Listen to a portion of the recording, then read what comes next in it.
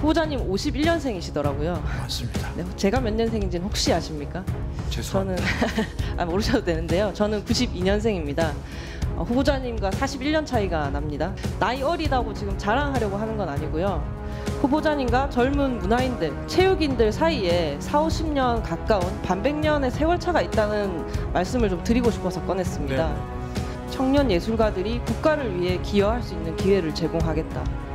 저는 약간 섬뜩한 기분이 들었습니다.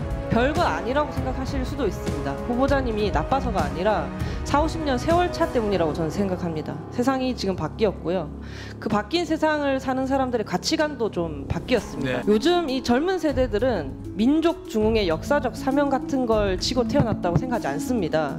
아시안 게임에서 대한민국을 응원하고 K 콘텐츠의 세계화를 자랑스러워하긴 합니다만 우리는 그냥 세상에 태어난 거죠. 두 남녀의 사랑 내지 방심 때문에 내 의지랑 상관없이 태어났다는 걸 알고 있습니다.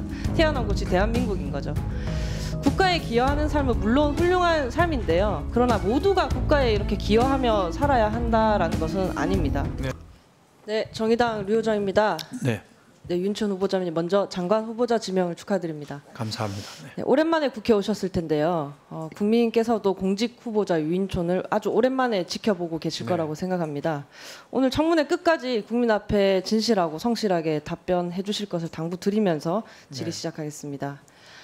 유인촌 후보자는 문체부 장관의 부적격이다.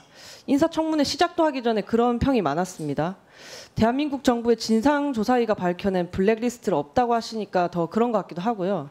그래도 저는 적격, 부적격을 미리 정하진 않고 왔습니다. 오늘 후보자님의 답변을 보면서 판단하려고 합니다. 저는 과거가 아니라 미래 이야기를 좀 해보려고 하는데요. 어쩌면 이제 세대 차이에 관한 질의가 될 수도 있겠고 또 어쩌면 바뀐 세상과 가치관에 관한 질의가 될 수도 있을 것 같습니다. 후보자님 51년생이시더라고요. 맞습니다. 네, 제가 몇 년생인지는 혹시 아십니까?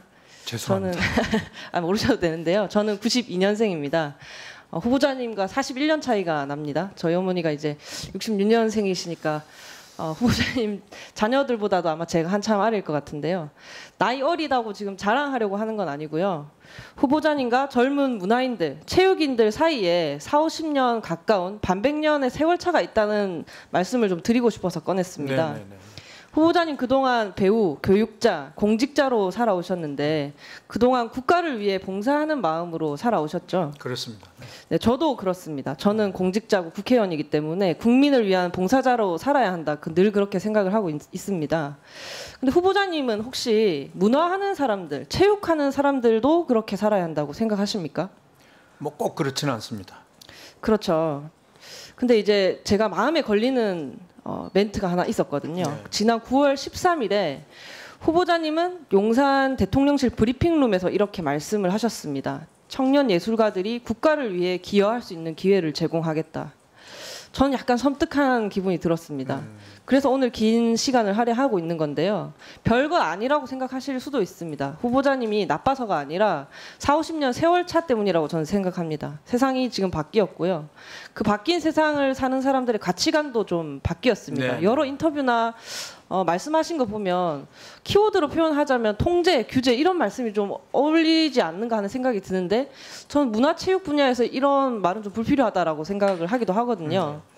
후보자님이 가진 그 긴 경험이 깊이 있는 정책이 될 거라고 또 기대하는 그런 분들이 있을 수 있지만 반대로 그런 오래된 생각이 지금 트렌디한 콘텐츠 산업 정책을 이끄는 데 방해가 되지 않을까 그렇게 평할 수도 있는 거 아닙니까? 저한테 지금 이 짧은 시간에 후보자님 가치관을 바꿔놓을 그런 능력은 없지만 꼭 알려드려야겠다고 생각을 했습니다.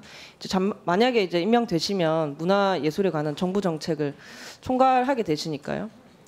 정책으로 대답드리겠습니다. 네, 다시 한번 이제 말씀을 드리자면 청년 예술가들이 국가를 위해 기여할 수 있는 기회를 제공하겠다. 요즘 이 젊은 세대들은 민족 중흥의 역사적 사명 같은 걸 지고 태어났다고 생각하지 않습니다. 아시안 게임에서 대한민국을 응원하고 K 콘텐츠의 세계화를 자랑스러워하긴 합니다만 우리는 그냥 세상에 태어난 거죠. 두 남녀의 사랑 내지 방심 때문에 내 의지랑 상관없이 태어났다는 걸 알고 있습니다. 태어난 곳이 대한민국인 거죠. 국가에 기여하는 삶은 물론 훌륭한 삶인데요. 그러나 모두가 국가에 이렇게 기여하며 살아야 한다라는 것은 아닙니다. 네. 구성원 전체가 이렇게 집단에 복무해야 한다라는 사고방식은 대통령이 거듭 반복하는 공산 정체주의 같은 겁니다. 자유를 기치로 할 때는 극히 나오기 어려운 멘트임에도 불구하고 이런 말씀들이, 이런 생각들이 좀 인터뷰 도처에서 저는 엿보이더라고요.